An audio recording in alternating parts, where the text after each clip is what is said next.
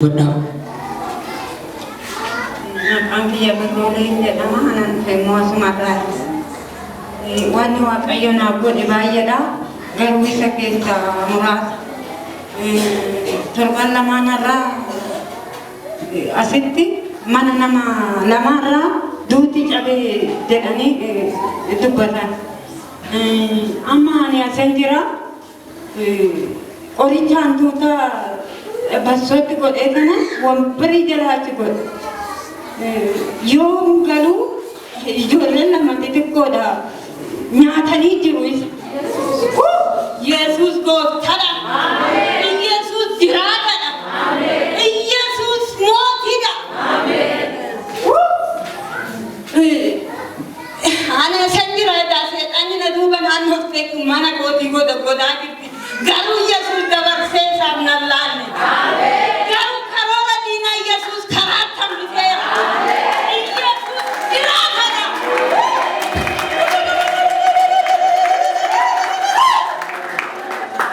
Yesuus. Yoon galeetoo laanuu saayinaan ani isaaf kenne filla fiitii jira. Nanta naggate baqqaale guddisee tan arrifadhe. Yoo laalu maal ijoollee maalta akkana asfiteenaan maal jedhan kitaaba maalta sitti asbaaseenaan nu jedhan maal gochuuteenaan innaanne maal qabanaan jedhan. Oolchu kanaaf harka keessatti busatu waaqayyo biyya keessaa. Wanti haati keenya jedhanii isiniif galaa jiraame hattuutatu mana kiyya keessa jira yoo hattuuta na rakkisaa ture iyyuu isa kana bassoodhaan walitti kubeetananii ombarii jala ol kaa'een as sagantaa as dhufe sagantaa as dhufetti immoo jecha akkana jedhutu baa ture wanti keessan hedduu jedheetiif asanii dubbachaa ture yoo galutti saayinaa keessa bassoo san nan dhabe ijoollee maaltu ture jennaan nutu nyaate maal qabanaan jedhanii waaqayyo kanatti nama oolchamee waaqayyo bilillee dhiyeessaa akka keessa nuti buusati. Nessa waaqayyo kanatti si oolchu kana maal jettanii?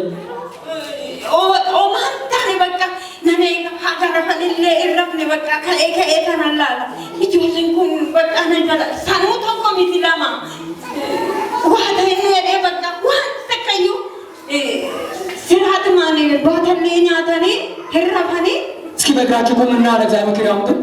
Muka keessa rakkadhaatiin. Isa nama oolchu kana waaqayyo bilillee dhiyeessa. Waaqayyo oolchadha. Itti dabala waaqayyo bilillee dhiyeessa. Haleluuyaa! Oolchadha waaqayyo. Oolchadha Yesuus. Manni kee haa oolu walii gala magana. Tokko keessa manni keessa haa oolu maqaa Yesuusitti. Golli kee haa oolu maqaa Gooftaatti. Manni kee haa oolu maqaa Yesuusitti. Saameen margaatu tamaara gurgurtu welu.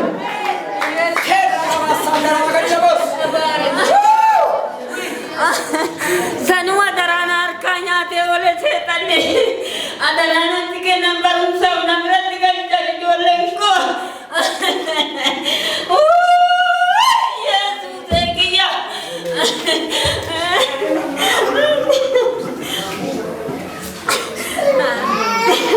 Kanaaf obboleeyyan koo naa galateeffadha. Waaqa du'a nama oolchisan. Waaqa oolchisan ni goota oolchisan.